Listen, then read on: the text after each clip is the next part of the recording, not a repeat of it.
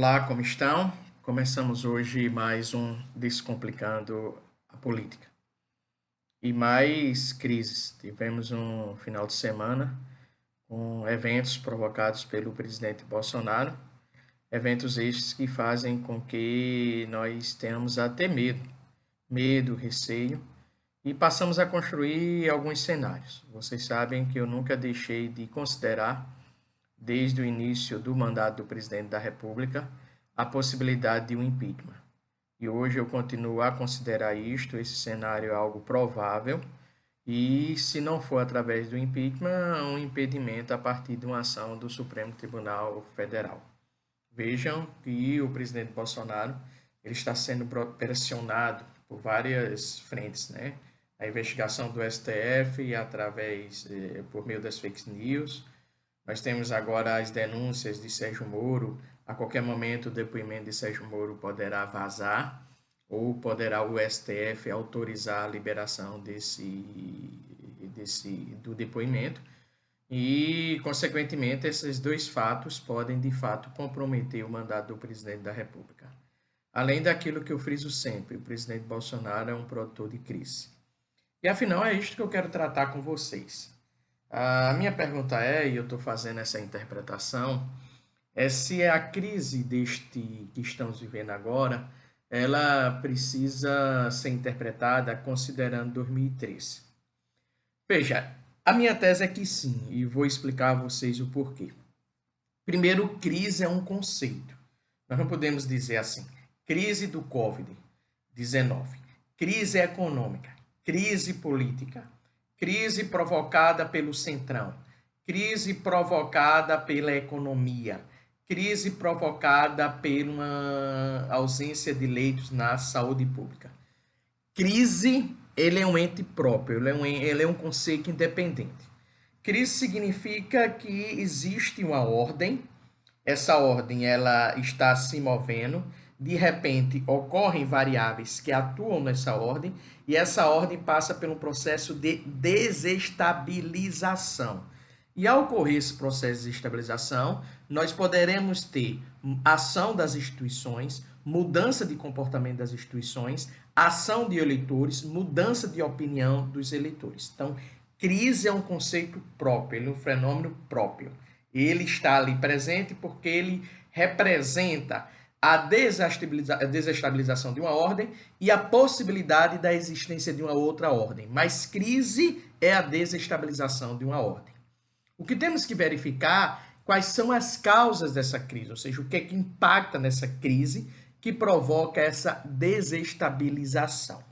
Pois bem, em junho de 2013 nós tivemos manifestações. Essas manifestações, elas ocorreram, isso eu mostrei em vários artigos, inclusive no meu último livro e também no livro que eu lancei logo após a crise, salvo engano em 2014, em que eu mostro que o pivô da crise, a variável principal da crise de 2013, das manifestações, foi o aumento da passagem de ônibus. Isso significa que, se não tivesse ocorrido o aumento da passagem de ônibus, talvez as manifestações não tivessem ocorrido. Essa é uma hipótese.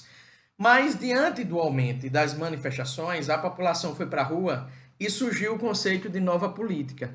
E surgiu nas manifestações todo um tipo de reclamação para a classe política. Em 2014, surge a Lava Jato. A Lava Jato, ela vem investigar os políticos. Ela traz à tona as denúncias dos políticos esses que têm um comportamento, de acordo com a Lava Jato, ilícito. E a Lava Jato, ela tem o mérito, apesar das minhas críticas, apesar do exagero, de mostrar o sistema produtivo da política, sabendo que nem tudo nesse sistema produtivo da política, nem tudo descoberto pela Lava Jato, podemos considerar como ilícito.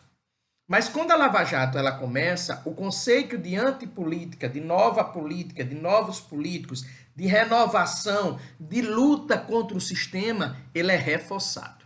Então eu tinha um sistema com a classe política, vieram as manifestações que reclamaram desse sistema, surge a ideia de nova política, vem a Lava Jato traz à tona a temática da corrupção, esse tema da corrupção ele torna-se forte entre os eleitores e, consequentemente, há uma condenação forte do Poder Legislativo, uma condenação forte da classe política e o conceito de nova política, ruptura com o sistema, é reforçado, ou melhor, cresce na sociedade.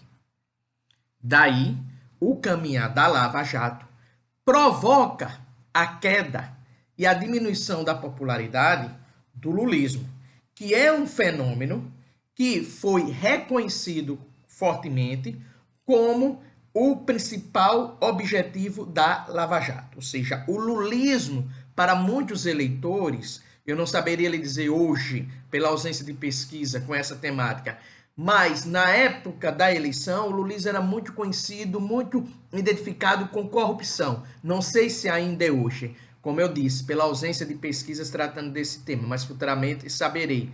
Mas o lulismo foi identificado pela Lava Jato com a corrupção. Portanto, o rompimento com o lulismo, a quebra do lulismo, representaria o quê? A nova política, a quebra do sistema, uma nova ordem. E foi daí, como eu mostrei muito bem no meu livro, surge o bolsonarismo. Surge um bolsonarismo incipiente, representado por Jair Bolsonaro. Por que no primeiro momento era incipiente? Porque as pessoas olhavam para o Bolsonaro, alguns votavam nele por convicção, outros votaram nele porque pela rejeição ao petismo que representava o sistema, que representava uma crise, que representava a corrupção.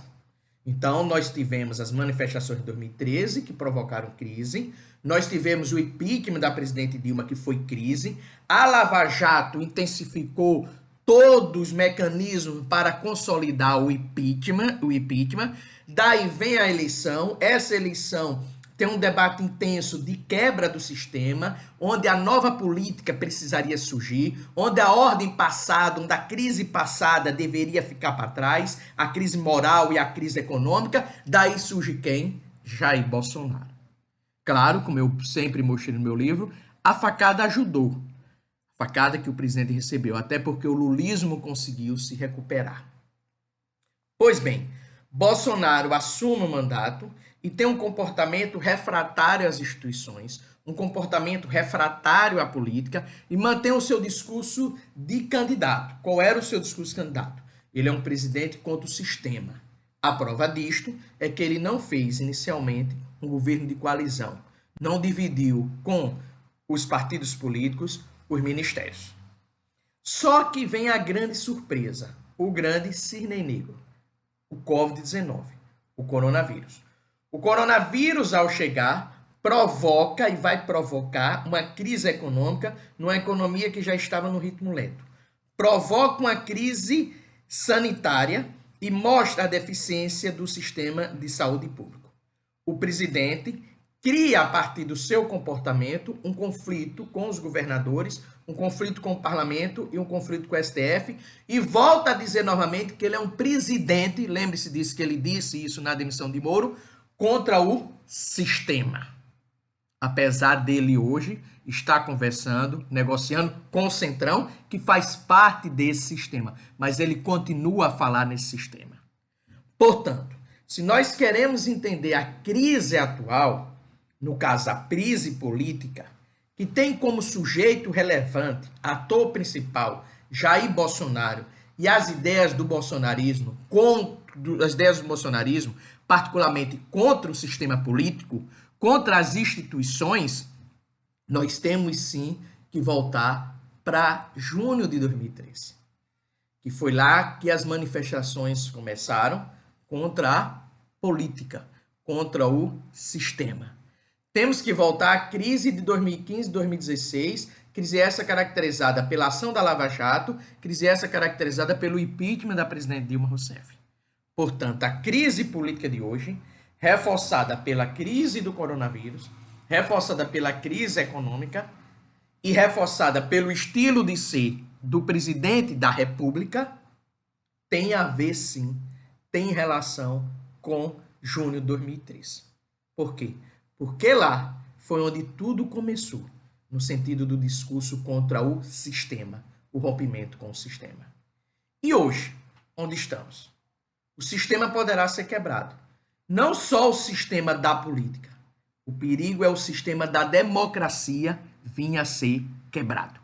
Hoje, infelizmente, discutirmos se a democracia poderá ou não ser rompida no Brasil. Mas esse é um tema para próximos debates, até porque hoje há um dado fundamental. Os militares se posicionaram através de nota defendendo a democracia brasileira. Pois bem, forte abraço e até a próxima semana.